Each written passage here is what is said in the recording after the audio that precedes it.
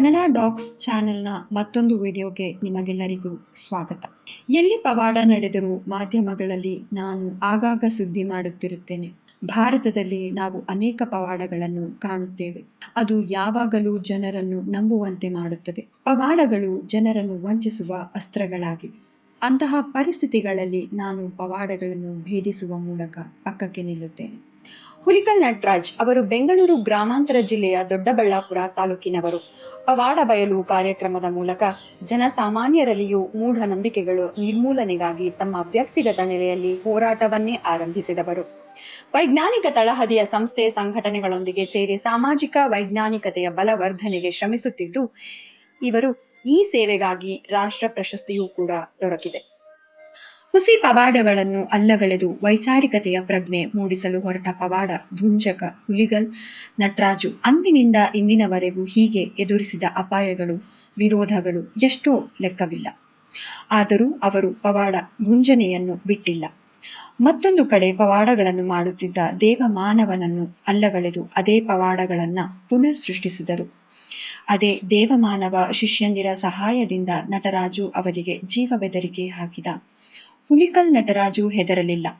ಸುಳ್ಳು ಪವಾಡ ಸೃಷ್ಟಿಸುವವರಿಗೆ, ವಂಚಕರಿಗೆ ಇಲ್ಲದ ಭಯ ನನಗೆ ಕೇರಬೇಕು ಎಂದು ಧೈರ್ಯವಾಗಿ ಎದುರಿಸಿದರು. ಇತರರಿಂದ ಬೆದರಿಕೆ ಎದುರಿಸಿಯೂ ಅವರು ದೃಢವಾಗಿ ನಿಲ್ಲುವಂತೆ ಮಾಡಿದ್ದು ಅವರಲ್ಲಿನ ವೈಚಾರಿಕ ಪ್ರಜ್ಞೆಗೆ ಸಾಕ್ಷಿ. ಪವಾಡ ಭಂಜನೆ ಹಿಂದಿನ ಕಾರಣವಾದರೂ ಏನು?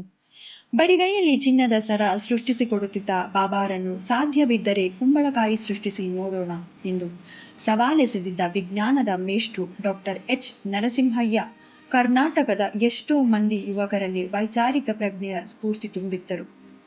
ಇಂತಹ ಯುವಕರಲ್ಲಿ ಹುಲಿಕಲ್ ನಟರಾಜು ಕೂಡ ಒಬ್ಬರು. ಅವರು ಇಡೀ ಸಮಾಜಕ್ಕೆ ವೈಚಾರಿಕತೆಯನ್ನು ಬಿತ್ತುವ ಕಾಯಕದಲ್ಲಿ ತೊಡಗಿದರು. ರಾಜ್ಯದ ಮೂಲೆ ಮೂಲೆ ಸಂಚರಿಸಿ 9,000ಕ್ಕೂ ಹೆಚ್ಚು ಪವಾಡ ರಹಸ್ಯ ಬಯಲು ಮಾಡಿದ್ದಾರೆ.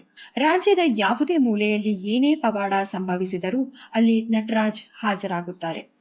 ಪವಾಡವನ್ನು ಬಿಡಿಸಿ ಅದರ ಹಿಂದಿನ ರಹಸ್ಯ ಬಯಲಿಗೆಳೆಯುತ್ತಾರೆ. ಈ ರೀತಿ 3 ದಶಕಗಳಿಂದ ರಾಜ್ಯದಲ್ಲಿ 200ಕ್ಕೂ ಹೆಚ್ಚು ವಿಸ್ಮಯಗಳ ಹಿಂದಿನ ವೈಜ್ಞಾನಿಕತೆಯನ್ನು ಹೇಳಿದ್ದಾರೆ. ಒಂದು ದಿನ ಇದ್ದಕ್ಕಿದ್ದಂತೆ ದೊಡ್ಡಾಲದ ಮರದಲ್ಲಿ ದೆವ್ವವಿದೆ ಎಂದು ಅದರ ಫೋಟೋ ಪತ್ರಿಕೆಗಳಲ್ಲಿ ಪ್ರಕಟವಾಯಿತು. ಜನರೆಲ್ಲ ಅಬ್ಬಾ ಅದ್ಭುತವೇ ಎಂದು ಚಕಿತರಾಗಿ ನೋಡುತ್ತಿರುವಾಗಲೇ ಮರುದಿನ ಹುಲಿಕಲ್ ನಟರಾಜು ದೆವ್ವವಾಗಿ ಪತ್ರಿಕೆಗಳಲ್ಲಿ ಕಾಣಿಸಿಕೊಂಡಿದ್ದರು. ಅಲ್ಲಿಗೆ ದೆವ್ವದ ರಹಸ್ಯ ಕಿಡಿಗೇಡಿಗಳ ಕೃತ್ಯ ಎಂದು ಬಯಲಾಗಿತ್ತು. ದೆವ್ವ ಮಾತ್ರವಲ್ಲ, ಇಷ್ಟೊಂದು ಕಡೆ ದೇವರುಗಳು ಇದ್ದಕ್ಕಿದ್ದಂತೆ ಹುಟ್ಟಿಕೊಳ್ಳುತ್ತಿರುತ್ತವೆ. ಈ ದೇವರುಗಳು ಅದ್ಭುತ ಶಕ್ತಿಯು ಅನಾವರಣಗೊಳ್ಳುತ್ತದೆ. ಅದು ಹುಲಿಕಲ್ ನಟರಾಜು ಪ್ರವೇಶ ಪಡೆಯುವವರೆಗೆ ಮಾತ್ರ. ನಂತರ ಎಲ್ಲಾ ದೇವರುಗಳು ತಮ್ಮ ಶಕ್ತಿಯನ್ನು ಕಳೆದುಕೊಂಡು ಸಾಮಾನ್ಯ ಕಲ್ಲುಗಳಾಗಿ ಬಿಡುತ್ತದೆ. ಎಷ್ಟೋ ಸಾಮಾನ್ಯ ಗ್ರಹಿಕೆ ಎಟುಕದ ವಿಷಯಗಳು ನಟರಾಜ್ ಅವರ ವೈಜ್ಞಾನಿಕ ಸ್ಪರ್ಶಕ್ಕೆ ತಪ್ಪದೇ ನಿಲುಕುತ್ತವೆ. ನಾಲಿಗೆಯಲ್ಲಿ ಕರ್ಪೂರ ಉರಿಸುವುದು, ಕುದಿಯುವ ಎಣ್ಣೆಯಲ್ಲಿ ಕೈ ಅದ್ದುವುದು, ನೀರಿನಲ್ಲಿ ದೀಪ ಉರಿಸುವುದು, ಸಜೀವ ಸಮಾಧಿ, ಬೆಂಕಿಯ ಸಮಾಧಿ, ಕೆಂಡದ ಮೇಲೆ ನೃತ್ಯ, ಬರಿಗೈಯಲ್ಲಿ ವಿಭೂತಿ ಸೃಷ್ಟಿ, ಚಪ್ಪಾಳೆಯಿಂದ ದೀಪ ಉರಿಸುವುದು ಇತ್ಯಾದಿ ನೂರಾರು ಪವಾಡಗಳಿವೆ.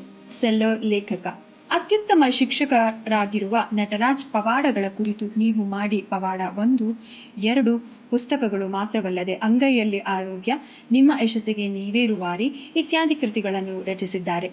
ಒಂದು ಕಡೆ ಮೂಢ ನಂಬಿಕೆಗಳನ್ನು ಪ್ರಚಾರ ಮಾಡುತ್ತಿರುವ ಟಿವಿ ಕಾರ್ಯಕ್ರಮಗಳು ಜನಪ್ರಿಯವಾಗುತ್ತಿದ್ದರೆ, ಹುಲಿಕಲ್ ನಟರಾಜ್ ಅವರು ಮೂಢ ನಂಬಿಕೆಗಳನ್ನು ನಿರಾಕರಿಸುವ ಈ ನೀವು ಮಾಡಿ ಪವಾಡ ಪುಸ್ತಕಗಳ ಕೂಡ ಅದಕ್ಕಿಂತ ಹೆಚ್ಚು ಬೇಡಿಕೆ ಗಳಿಸುತ್ತಿವೆ.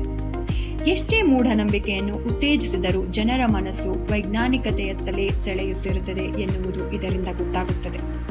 ಇದು ಅವರ ವಿಜ್ಞಾನ ಪ್ರಚಾರದ ಹೋರಾಟದಲ್ಲಿ ಒಂದು ಸಣ್ಣ ಉದಾಹರಣೆಯಷ್ಟೇ.